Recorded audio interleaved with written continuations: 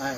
Okay, good evening, everybody. We have the Mandillas here. What happened? You had a wonderful job and you eventually just decided to come up country. What happened? Why did you come up country? Hi, everyone. Welcome to our home. It's a privilege to just be able to share your life because this is not something that people do each day. What happened, I lost my job in 2020 around February, and that time I had just turned 49. Then I thought, like, wow, should I go look for another job? What is it that I wanted to do? But at this point, looking for another job was not an option. I thought I needed a break. I needed to enjoy. First of all, I needed to heal, because losing a job is just a loss like any other loss. And you need time to heal, you need time to rethink your life, you need time to put your thoughts together and think of what you want to do. And it was also during that time of COVID. So I just thought, like, why don't I go home? And, God will lead me through to the next step. Okay, Yeah. Good. Thank you. What about you? What brought you home? How did you start coming home, my brother? Thank you. Welcome to our humble home. First, what encouraged me is when my wife moved out up country.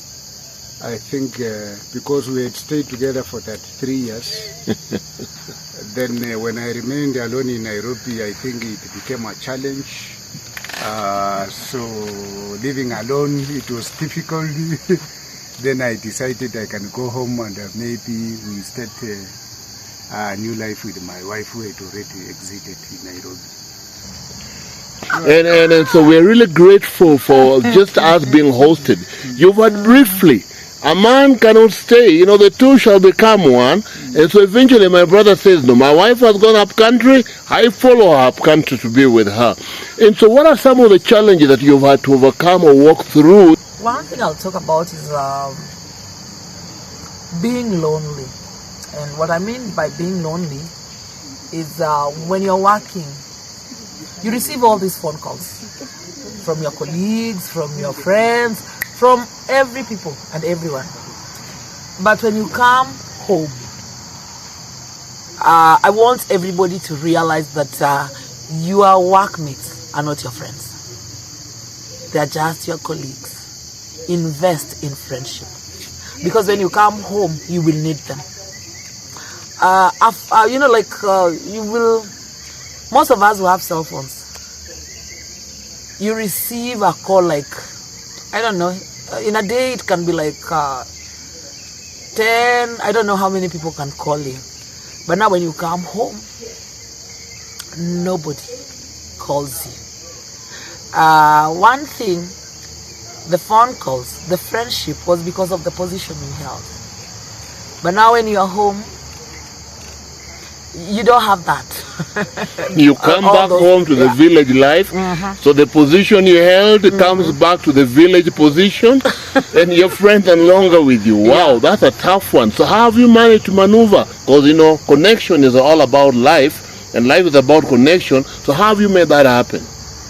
One thing we are really grateful about is our family. My brothers and sisters. I think they're the people who call us most. I think they're the people, I don't know, they didn't know we'll be able to cope. They didn't know how we'll do everything, so they kept calling each day, finding out, like, are you okay? Is everything fine? Wow. And I think also COVID distracted people a little bit. So they were not, everybody was worried about the other person. But the reality of the things is, like, invest in deep friendship. Invest in deep friendship and family matters. Wow, that's a deep one. So if you don't have wonderful relationship with family, you come back to the village to know family because you become a miserable, lonely person. Okay, my brother, Yes. How have you managed now? Okay. Yeah. I think just the way my wife said, friendship, we need to invest in friendship, because mostly we had friends in Nairobi. now when coming to up country, you realize you don't have friends. It becomes a challenge, and now you have to maintain the people you have as friends. That means you have to be communicating with them on a daily basis so that you can keep the relationships. But more so, I think when you relocate and go to a new place, it becomes a challenge. But what I thank especially for the church friendship, it is friendship that lasts for long. Amen. Yeah. Amen. So you've had the friendships that you built from the family, yes, and you also equally have church friendship. What a wonderful beginning. And just tell me some of the experiences that you have gone through. What are some of the projects you do to keep yourself financially stable? Because now you're not employed, you lost your job, you've also lost your job, your country. How did you manage? You know, we have brothers, we have older people who are still struggling to go up country. Yeah. How will they manage? Because you have a beautiful house. You have, look at your company, it's so beautiful. How are you managing to make all this happen? Please go ahead. Okay, how we've been able to manage and stay happy. Okay, before we lost our jobs, we were to at least change our wheels, not retire. Okay, retire at the age of he was to go fast at the age of 55, and then because we have an age difference of 7 years, then I'll go next at the age of 55. But things went the other way around. You went fast? I went fast. You followed next? Followed. Oh, okay. Man plans, but God determines. Let's continue, yeah? And one thing is work as a team. Wow. Work as a team. Yeah. We used to plan our leaves together. We'll go to leave like 3 times a year. That is in during Easter holidays, August, and then December. So we take leave at the same time together. That way we'll be able to do some projects. Okay. And there is one project, a sister visited us, and our maize was not doing well. And she thought like, why are you wasting this piece of land with planting maize? Put here some shacks that even if they'll give you 1,000 bob, wow, it will help you. So that's the way we thought like, not a bad idea. So we tried. So I cherish friendship like Charity Nyakio. She's the one who gave us that challenge when she came here with us. And we thought, so we have that little project. It was a project that we started when we were still working. Oh, so when you were working, you invested in shacks. And when you talk about shacks, is it the shacks of maize or is it the shack of the house? Which one are you talking about? Housing. Also the rentals. Yeah. The black of Africa know the rentals. But when we come to the village, we call them what? Shacks. Okay, let's continue. So you started with a few. What happened next? And then, okay, so that is what we did. Yeah. So one challenge with the rental houses, they will not fetch the kind of money that you get in town. But at least there is something coming in, and the best thing about it is the house appreciates. So every year there is different with what do you call it? With devolution, things are different. So we are getting like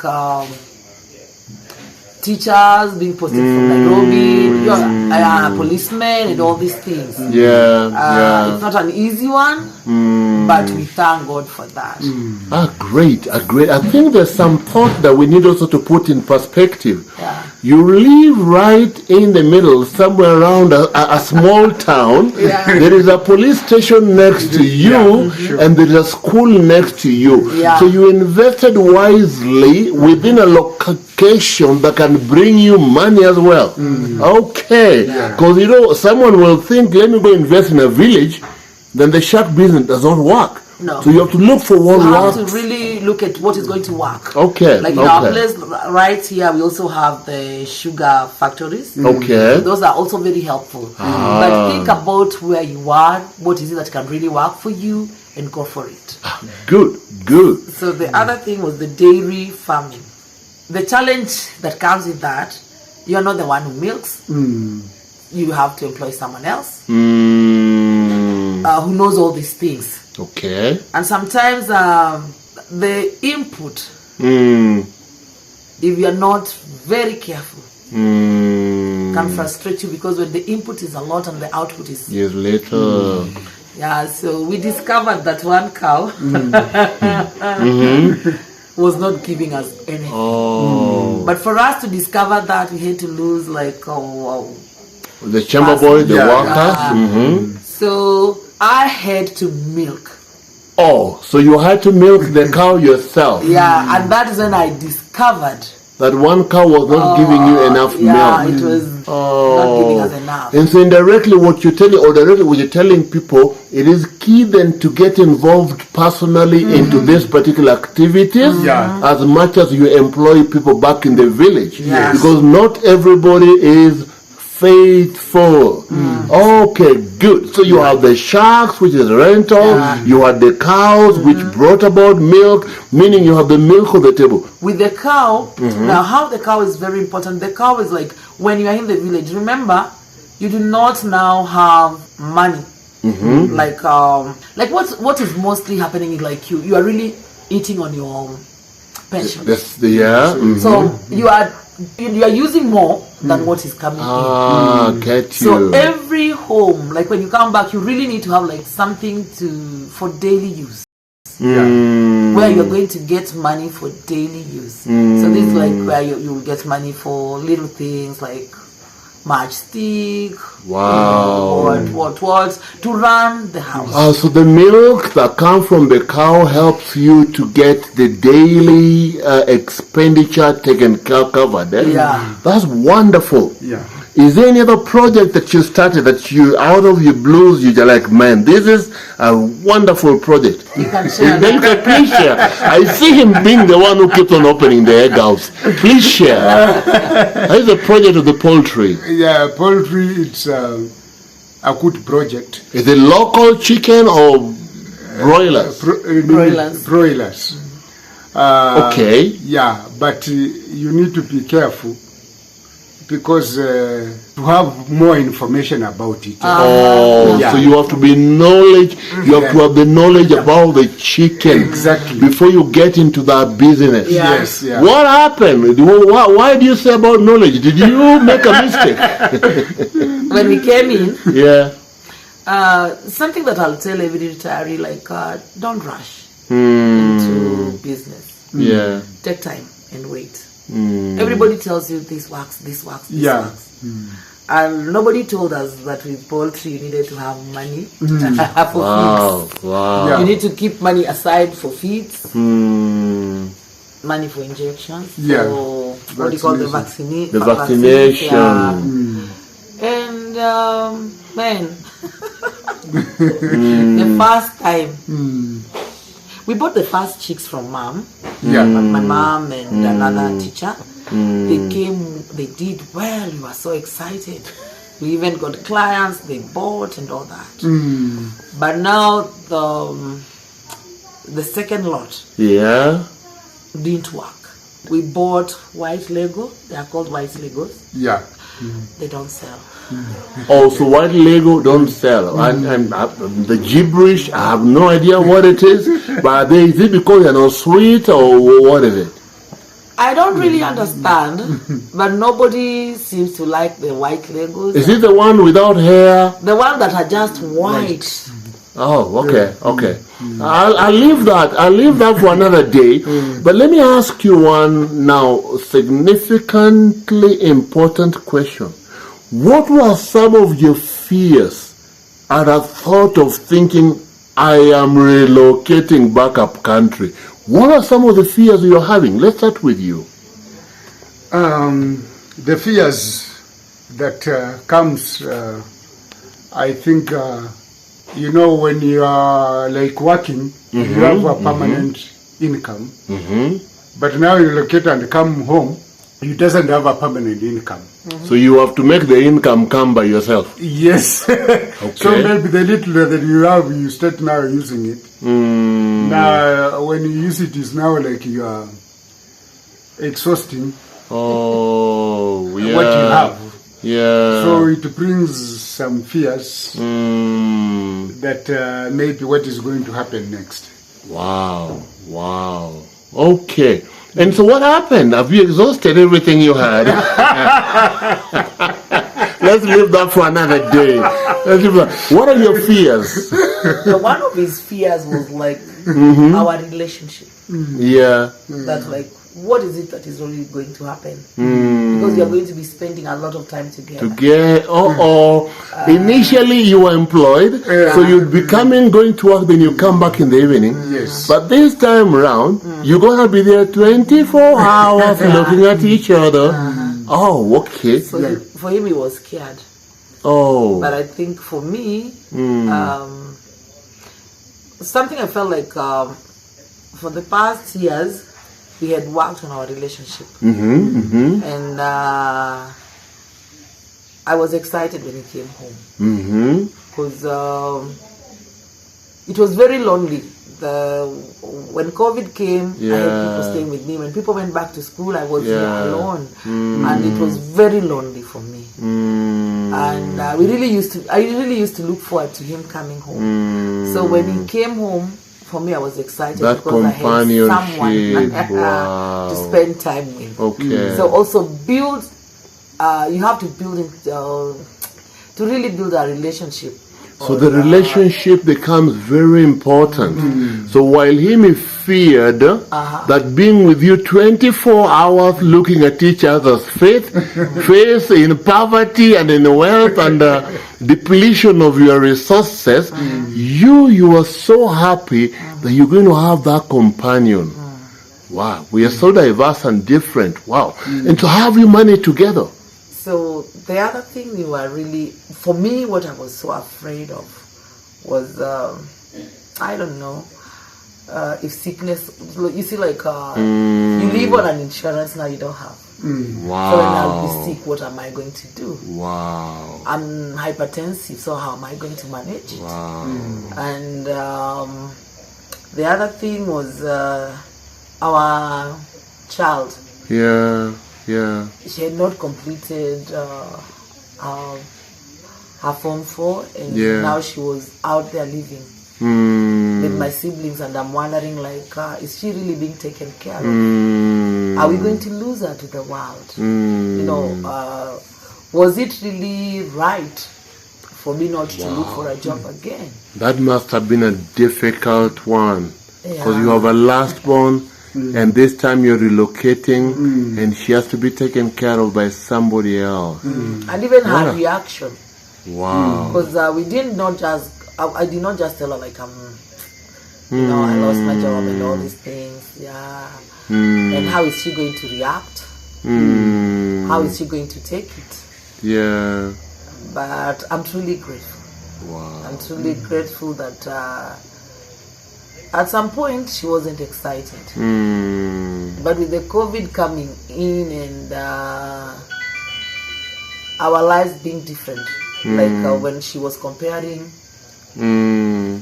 what was happening around and here, we are free, you can walk around the house, you know, we have, she has a home, it has everything. It started calming her down. Wow. So the COVID really helped.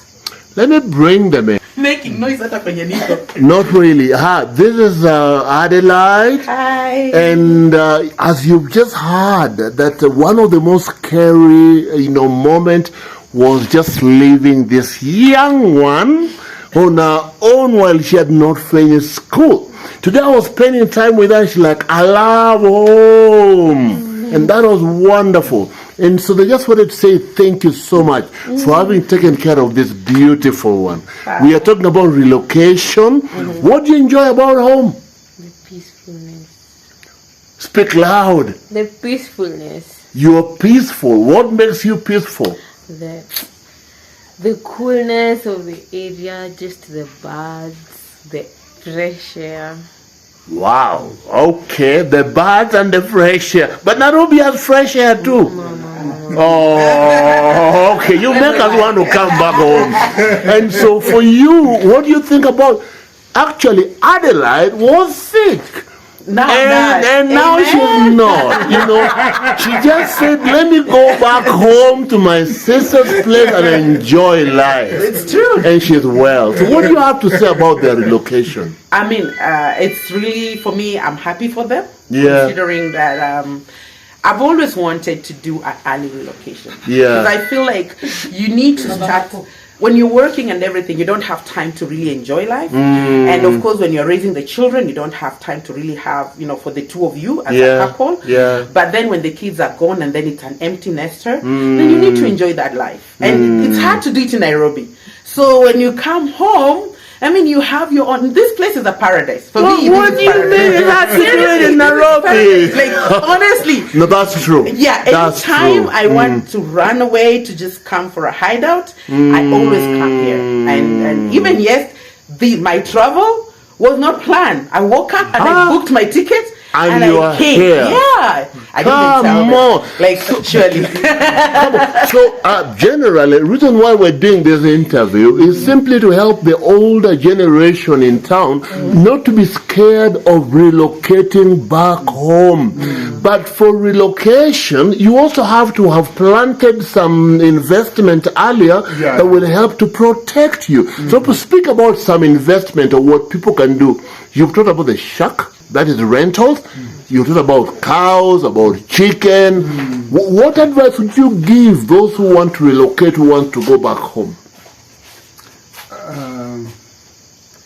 I think the advice we could give, when you are staying like in the city, the environment you are in, maybe the housing, transfer that housing to up country. Wow. The same Comfort you have. You bring it back up country. So we have people who do not go up country because they got nothing to go back to. Exactly. Wow. So when you come, you enjoy, you have the same facilities. Okay. You have them in the city, you get them here. But I want to ask you one question. People at times say that investing back up country is not reasonable or logical because it's a waste of money. You're putting money in a place where you will not get returns. Please talk about it. What do you think? I do not agree with that because it depends and with where you are and what you're doing. I'm so grateful with the government and everything that is happening because one thing, like here I was telling him, if I was trained as a teacher, I will, just put up a school. Because you look at what is needed here. We interact with young people. We've had a privilege of having school-going children. Like we had 3 candidates in this house. They had to stay with us because so that they can use the facility, the electricity, to study and all that. And as we spend time with them, we have a devotion on different things. There is a difference with the kids who are in town. They are very fluent in speaking English and different things. And you'll find these ones now who are in the village, it is not easy. And we are looking at all this like, if look at yourself. What is your talent? What is your profession? How can this profession help me? Invest in your profession. So investing in your profession, and also as well not getting scared. You could bring it back in the village and help the villagers to also live the same way. I really appreciate that. So it is never a waste to invest back home. What are some of the most enjoyable memories and moments you've ever had in the village? Wow. So many. Number one, I know you have the whole day to yourself, so you can take care of each other. Number two, continue. I think we were not getting enough time to get into the Bible, read our Bible, and just get something good out of it. Yeah. And this time, Yeah. we are doing it different. Wow. I know, like, the time we really enjoyed most was the launch time. We behaved like people in full-time ministry. So, like, we wake up in the morning and we'll have our quiet time. Like, we normally have normally have our prayer moment at 3, and then later we'll come to the sitting room and sit. And we'll, every day we had a list of people, We sat down, he wrote his friends, I wrote my friends, we wrote all these things. And every day we will wake up, call, Wow. do what, God and this, and we laughed. We were telling the guys at Kakamega, like, we are in full-time ministry with God. And I want to explain, by launch time means we recently launched a church in Kakamega, and the Mandillas, even though they are not employed by the church, but they took a full responsibility of seeing that happen to the fullest, most successful event ever, and truly it was successful. And kudos for that. That I can give you a high five.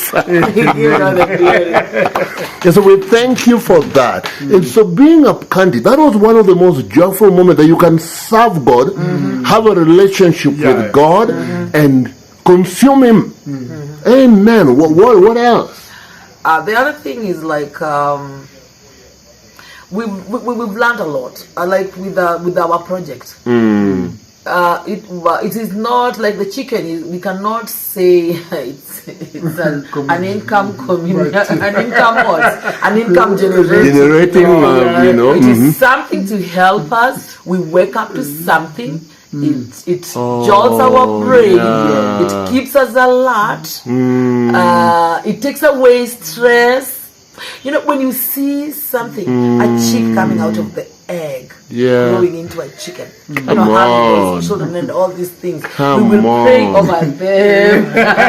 So not everything is about money. Some is just to see the joy, the life coming out of an egg. And scriptures coming true. Now you understand when God talks about the farmer and the different things. Wow. Sometimes we despise some chicks. You feel like they're not growing, they're not responding, they're the ones that are always sick and all this. Wow. But God ashames you.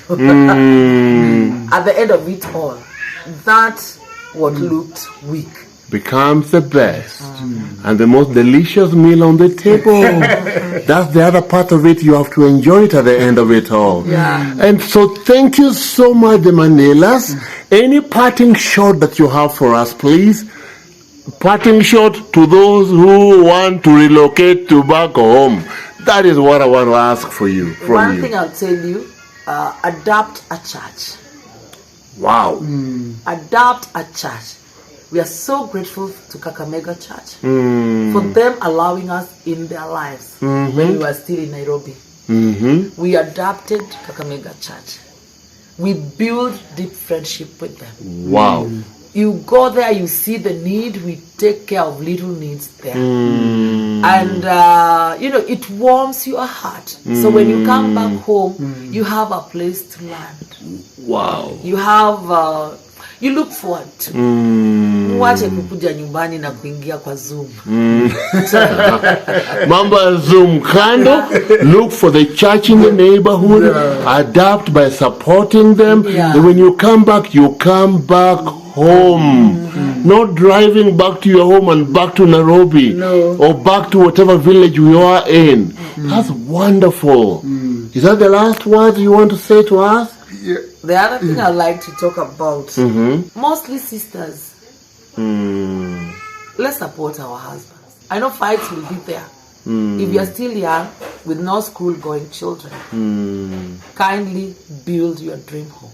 Wow. Because in your dream homes is where dreams will be fulfilled. Accept your people. It's Ephesians 4. One where it's like, children, obey your parents in the Lord, honor your mother and mother, so that it may go well with you and you may live a long life. When you get married, I'm teaching myself to know that God has given me another mother, another father. And God's expectation is for me to love them, so that it may go well with me and I may live a long life. So your husband, what a revelation, becomes the mother and the father. And so you translated that verse into obedience of the Lord through your husband. And also just if his parents are still alive, let me learn to remember they are my parents. Good. God is expecting me to obey them. Good. To love them. Your people will be my people. Okay. And thank you for this, Jazz. We are truly looking forward to just having many people relocate, many people go home. Thank you. And many people enjoy relocation. Great. Yeah. Thank you so much. What a wonderful parting shot. My brother, what do you have to say to the brotherhood, the men? What do you have to say? I think for me, when you are in the city, you are serving other people, maybe for those many years. So I advise my fellow brothers to bring back the services to the community. To their community, to their own people. Exactly. You are paying rent to somebody's mortgage? Yes. God, okay. To bring that back to the community. So meaning now you are supporting that community. Wow. It is going to go to another level. Wow. Amen. Thank you so much, the Mandillas. It's been a pleasure being with you in your house. It's been a pleasurable moment feeding on your delicious chicken. God bless you. Thank you so much. At kochowiri.org. Thank you. Thank you.